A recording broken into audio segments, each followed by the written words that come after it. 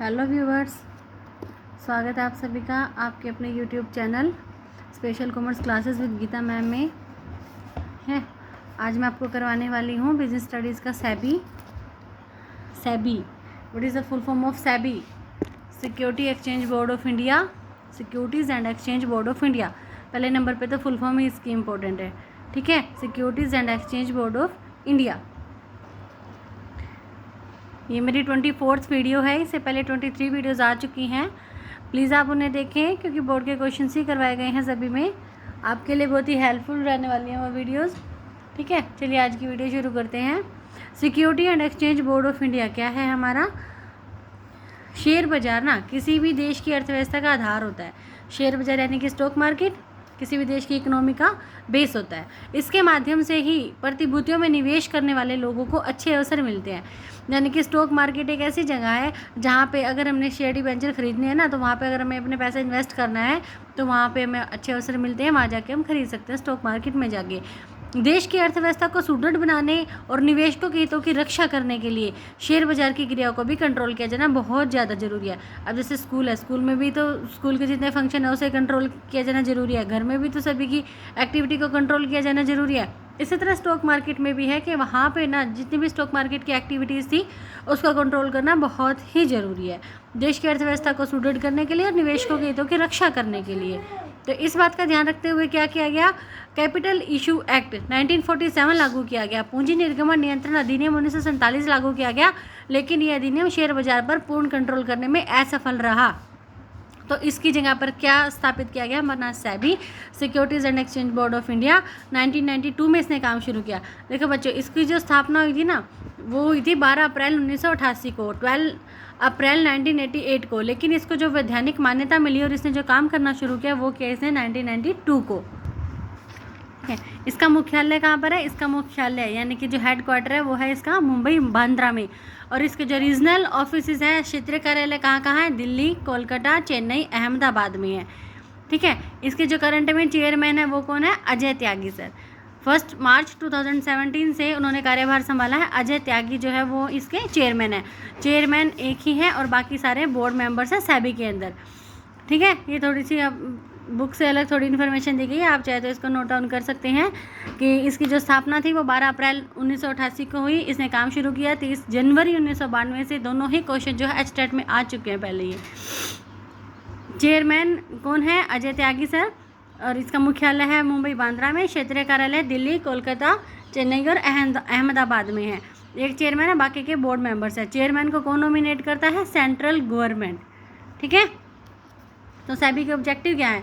अब देखो सेबी किस लिए बनाई, इन्होंने ऊपर बता दिया ना, स्टॉक मार्केट को रेगुलेट करने के लिए। तो ऑब्जेक्टिव में क्या आ गया? सबसे पहला ही वही आ गया, शेयर बाजार का नियमन करना यानी कि regulation of stock exchange. SEBI का पहला उद्देश्य क्या है? शेयर बाजार को कंट्रोल करना, ताकि उन पर व्यवहार करने वाले सभी पक्षकारों को कुशल सेवाएं प्राप्त हो सके। ट्रांजैक्शन करने वाले जितनी भी पार्टीज़ है ना, सभी को अच्छी सर्विसेज प्रोवाइड कर सके सेबी, यानी कि स्टॉक एक्सचेंज कर सके। तो सेबी उसके ऊपर कंट्रोल करता है, रेगुलेट करता है उसको। सेकंड है protection to the investors. Investors जो होते हैं, जो शेयर डिबेंचर खरीदने वाले लोग होते हैं, जो अपना पैसा लगाते हैं अपनी इस स्टॉक मार्केट में, वो उनको प्रोटेक्शन करना। प्रोटेक्शन कैसे? देखो इन्वेस्टर्स के अभाव में पूंजी बाजार अर्थहीन है, कोई पैसा लगाने वाला ही नहीं होगा तो बाजार जो है अपने आप ही मीनिंगलेस हो जाते हैं। अतः निवेशकों के हितों की रक्षा करना बहुत ज़्यादा जरूरी है। निवेशकों के हितों की सुरक्षा का अर्थ क्या है? कंपनी जो प्रोस्पेक्टस इशू करती है ना, तो उसमें कई बार गलत सूचनाएं दे देती है। तो सेबी क्या करता है? उस पर सभी पे निगरानी रखता है कि कौन कैसी सूचनाएं जो है आगे प्रोवाइड कर रहा है, तो उसके ऊपर पूरा कंट्रोल करता है। तो सेबी का दूसरा उद्देश्य क्या हो गया? निवेशकों को सुरक्षा प्रदान करना। तीसरा है इनसाइडर ट्रेडिंग। इनसाइडर ट्रेडिंग क्या होता है भाई? आंतरिक ट्रेडिंग।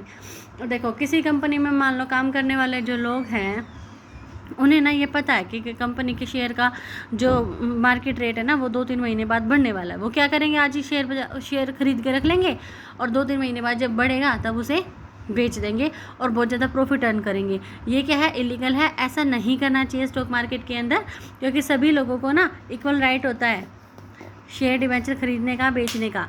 तो सेबी ही इस सारी चीज़ों पे कंट्रोल करता है, चेकिंग था वो देखता रहता है। आंतरिक ट्रेडिंग का अर्थ क्या होता है? कंपनी की गुप्त जानकारी रखने वाले। हर कंपनी के सीक्रेट होते हैं और अंदर वाले जो उसमें काम करने वाले हैं एम्प्लॉयज़ हैं, उन्हें पता भी होता है, ठीक है, वो प्रतिभूतियों का क्रय विक्रय करते हैं।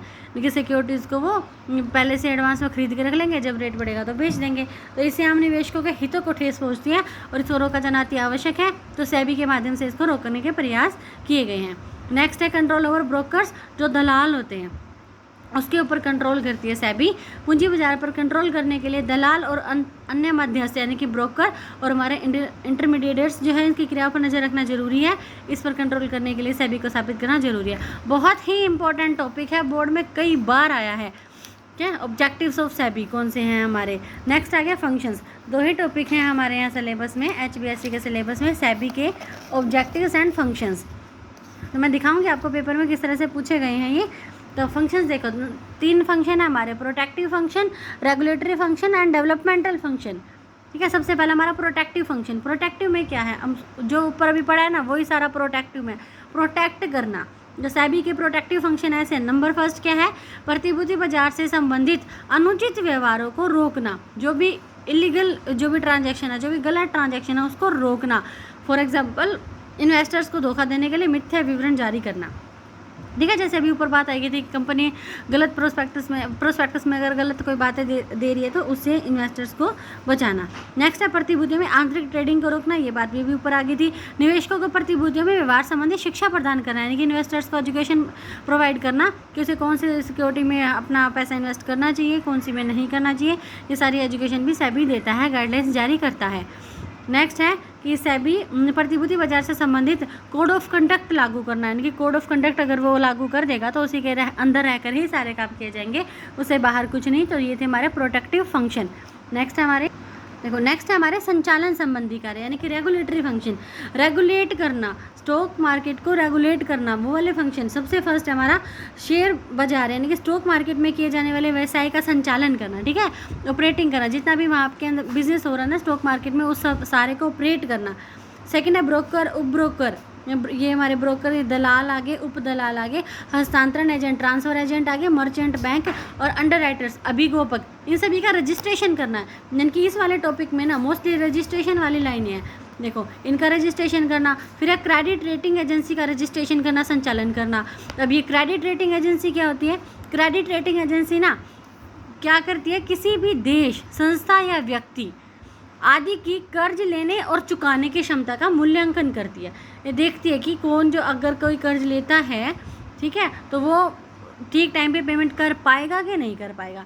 ये बताती है कि कोई भी देश, संस्था या व्यक्ति जो है आर्थिक रूप से कितना मजबूत है। क्रेडिट रेटिंग क्रेडिट लेने, उधार लेने की क्षमता का पूरा मूल्यांकन करती है, उधार लेने, उधार चुकाने की। नेक्स्ट है वेंचर कैपिटल फंड का रजिस्ट्रेशन करना और संचालन करना। नेक्स्ट है सामूहिक विनियोग स्कीम, जैसे कि म्यूचुअल फंड का रजिस्ट्रेशन करना, संचालन। देखो सारे रजिस्ट्रेशन इसके अंदर आगे, रेगुलेटरी फंक्शन के अंदर रेगुलेट कर रहा है वो। इनका ब्रोकर, उप ब्रोकर, ये थे हमारे दलाल, उप दलाल, हस्तांतरण एजेंट, मर्चेंट बैंक, अंडरराइटर, इनका इसने रजिस्ट्रेशन किया। क्रेडिट रेटिंग एजेंसी का रजिस्ट्रेशन किया, वेंचर कैपिटल फंड का, म्यूचुअल फंड का, और है शेयर बाजार के ऑडिट का काम करना। क्या टाइम पे ऑडिट करवाना कि सारे काम ठीक ठाक ढंग से चल रहे हैं कि नहीं चल रहे हैं। और नेक्स्ट हमारे डेवलपमेंटल फंक्शन। फर्स्ट था हमारा प्रोटेक्टिव फंक्शन, सेकंड था हमारा रेगुलेटरी फंक्शन और थर्ड हमारा डेवलपमेंटल फंक्शन। ठीक है, तीनों ही फंक्शन पेपर में पूछे जाते हैं। फर्स्ट है प्रोटेक्टिव फंक्शन, प्रोटेक्ट करना, सेकंड है रेगुलेट करना, रेगुलेटरी फंक्शन, और थर्ड है डेवलपमेंटल फंक्शन।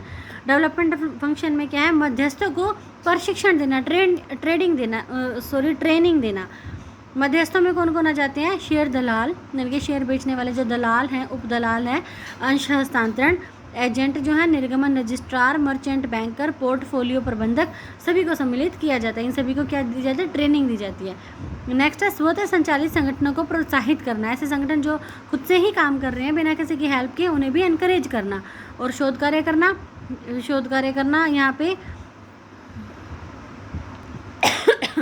शोध कार्य मतलब कि जितने भी हमारे रिसर्च वाले काम है वो सारे करना, उन सारे कामों को भी सेबी देखता है। और पूंजी बाजार के सभी पक्षकारों की सुविधा के लिए विभिन्न सूचनाओं को प्रकाशित करना है, यानी कि जितने भी इन्फॉर्मेशन है जो ये हमारे पार्टीज़ के लिए फ़ायदेमंद होती है, उन सभी को टाइम पे ये पब्लिश भी करवाता रहता है। अब देखिए पेपर में किस तरह के क्वेश्चन आते हैं इसके। देखिए ये पेपर है HBSC मार्च 2018 का, ठीक है। यहाँ पे 6 नंबर में क्वेश्चन आया हुआ है कि सेबी के किन्हीं 3 उद्देश्य व 3 कार्यों का वर्णन करो। तो उद्देश्य अभी हमने 4 करे थे, शेयर बाजार का नियमन करना, रेगुलेशन करना, ठीक है, प्रोटेक्शन करना, वो हमारी आंतरिक ट्रेडिंग है जो उसे रोकना और दलालों पर नियंत्रण करना। उसमें से कोई 3 लिखने हैं और 3 कार्य है, जैसे तीनों कार्यों की हमने बहुत सारी ये लाइनें करी हैं, तो यहाँ पे हम मिक्सअप करके लिख सकते हैं। और अगर हेडिंग के अंदर लिखेंगे तो 1 2 3 करके ना लिखें, ऐसे ही लिख दें, या फिर अगर हम प्रोटेक्टिव फंक्शन की हेडिंग लगाते हैं तो उसमें 2 लिख दिए, फिर उसके बाद अपना प्रोटेक्टिव के बाद रेगुलेटरी फंक्शन की आगी बात, और फिर नंबर 3 पे डेवलपमेंट फंक्शन की आगी। तो इन सभी में क्या करना है, इनके 1 2 पॉइंट लिख के छोड़ना है। 6 नंबर का क्वेश्चन अटैम्प्ट। देखिए नेक्स्ट सेट में जो है, सेट बी में 2 नंबर में आया हुआ है, सेबी के किन्हीं 2 उद्देश्यों का वर्णन कीजिए। ठीक है, यानी कि उद्देश्य और कार्य वही बार बार रिपीट हो रहे हैं, जब टॉपिक में ही वही 2 चीज़ें हैं सिलेबस में, तो वही टॉपिक आ रहे हैं बार बार। देखिए सेट डी में फिर से क्वेश्चन आ गया, सेबी के 3 कार्य और 3 उद्देश्यों का वर्णन करो। कि मैं फिर से एक बार दिखा दे रही हूँ, उद्देश्य कौन से हैं, 4 उद्देश्य बताए हैं यहाँ पे। रेगुलेशन ऑफ स्टॉक एक्सचेंज, इनकी स्टॉक मार्केट जो है उसको रेगुलेट करना, इन्वेस्टर्स को प्रोटेक्ट करना, protection to the investor. 3rd है चेकिंग द इनसाइडर ट्रेडिंग, आंतरिक ट्रेडिंग को रोकना, और कंट्रोल ओवर ब्रोकर्स, दलालों पर नियंत्रण रखना। इन 4 में से कोई भी 3 हमें क्वेश्चन पेपर में करने हैं। सेबी के कार्य 3 करे हैं, protective function, regulatory function and developmental function. ठीक है, इन सभी के अंदर ये 3 4 4 हेडिंग है, 4 हेडिंग है। नेक्स्ट में हेडिंग कह रही हूँ 1 2 3 4, इसमें 4 हैं, नेक्स्ट में 6 हैं और नेक्स्ट में 4। तो ऐसा करके हम जैसे अगर 2 भी लिख देंगे तो भी बहुत है तीनों की। अब देखिए 2019 के सेट बी में क्वेश्चन पूछा गया है कि सेबी के संचालन संबंधी 4 कार्यों को समझाइए। संचालन संबंधी 4 कार्य कौन से हमारे 2nd नंबर पे थे, जो से रेगुलेटरी फंक्शन कोई भी 4 लिखने हमें 4 नंबर में। यहाँ शेयर बाजार में किए जाने वाले व्यवसाय का संचालन करना, इनके स्टॉक मार्केट में जो बिजनेस हो रहा है उसको ऑपरेट करना, ब्रोकर उप ब्रोकर, इनकी सभी का रजिस्ट्रेशन वाली बातें थी इसके अंदर। ठीक है, अंडरराइटर का, मर्चेंट बैंक का, ट्रांसफर एजेंट का, इन सभी का रजिस्ट्रेशन करना, क्रेडिट रेटिंग एजेंसी का रजिस्ट्रेशन करना, वेंचर कैपिटल फंड का रजिस्ट्रेशन करना, सामूहिक विनियोग स्कीम का रजिस्ट्रेशन करना, और शेयर बाजार के ऑडिट का काम करना। ये है हमारा सेट सी। सेट सी में सेबी के 4 संरक्षणात्मक कार्य पूछ रखे हैं, यानी कि प्रोटेक्टिव हमारे ये फंक्शंस पूछ रखे हैं। प्रोटेक्टिव फंक्शन में देखो ये वाले आ जाएंगे हमारे।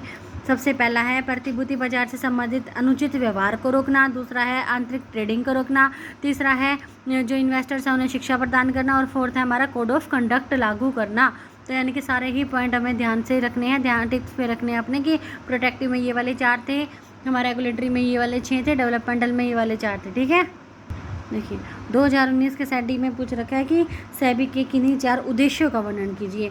तो उद्देश्य वो जो स्टार्टिंग में करे थे, उद्देश्य में फिर से वही 4 उद्देश्य आगे, रेगुलेशन करना स्टॉक एक्सचेंज का, प्रोटेक्शन करना इन्वेस्टर्स की, इनसाइडर ट्रेडिंग की चेकिंग करना, उसे रोकना, और कंट्रोल ओवर ब्रोकर्स। ठीक है बच्चों, ये है आज का सेबी। अगर थोड़ी सी यूज़फुल लगे वीडियो तो लाइक करना, शेयर करना, कमेंट करना, नए हैं चैनल पे तो सब्सक्राइब करना, क्योंकि आपके ही फ़ायदे के लिए मैं वीडियोस लेने वाली हूँ, और सिर्फ आपकी बेटरमेंट नहीं, मेरी भी बेटरमेंट के लिए मैं नई वीडियोस लेकर आऊँगी। ठीक है, ओके बाय।